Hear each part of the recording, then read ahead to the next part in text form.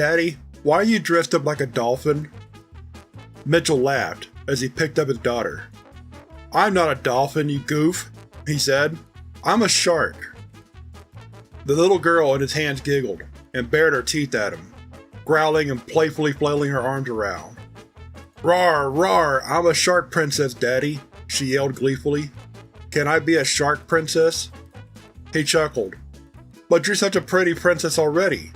Why would you ever want to be a shark? Samantha pondered this for a moment, putting a hand under her chin, as she had often seen her father do when he had to think hard about something. Can I be a shark princess later? She asked. Sure, honey, but tonight, you're just a regular princess with a shark daddy who's taking her trick-or-treating, Mitch said as he set his daughter down, brushing down her tutu.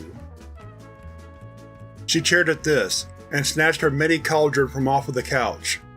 Sam excitedly bounced towards the door, her gray-clad father tailing close behind. It was a cool evening in the town of Moulderville. The wind gently pushed brown and orange leaves across the ground as the orange sun cast long shadows as the light faded from the sky.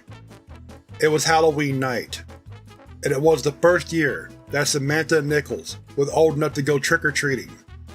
She led her father excitedly by his hand out into the yard, pulling him past the carved jack-o'-lanterns and cobwebbed tombstones. Her father laughed as they ran, readjusting his costume as it slipped off of him. As they hurried past their driveway into the lawn of the neighbors, a figure rolled out of the shrubs in front of them. Springing to his feet, he sprinted towards the confused pair, shouted, "Take this, pond scum!" and slammed his fist into Mitch's abdomen. He doubled over in pain, his daughter angrily shouting at the man who was rushing towards a waiting black man. Daddy? Daddy, are you alright? Sam worriedly looked over the figure, kneeling on the ground. Do I need to get Mommy? He groaned, pushing himself up with one hand and dusting himself off with the other. I'm fine, sweetie, he said. It'll take more than that to put your old dad out of action. He glanced towards the street, which the band had quickly vacated. He shook his head at the absurdity of it all, and took his daughter's hand as they walked towards the first house. Agent James sat in the back of the van, head in his hands. He had failed. His first major mission, and he blew it. Not only was the shark still mobile, but it still had the hostage.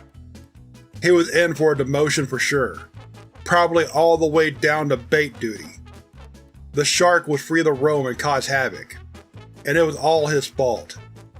He sighed, pulled out the materials from the pocket in front of him, and began to write up the report. They would have to send out a squad tomorrow to clean up his mess, for sure. Shark number 32145. Shark class terrestrial. Shark punching commands. Shark 32145 cannot be directly punched in the frontal cranial region, due to a hostage human being used as a shield. Due to this, agents are to approach the shark as swiftly as they possibly can, apply direct pressure to the frontal thoracic area of the shark, and retreat just as swiftly. Multiple agents may be required to carry out SPC repeatedly if the shark needs to be punched further. Description: Shark is approximately 1.4 meters long. Notable features of this shark include fully functional lower appendages used for bipedal locomotion, and a lack of the rough texture normally found on shark skin. More frighteningly, the shark appears to be holding an adult male captive in its mouth. As recovering the subject at this point would require actions further than those described in the shark punching commands, this male adult has been deemed irretrievable. It is unknown whether this subject is aware of his condition or not.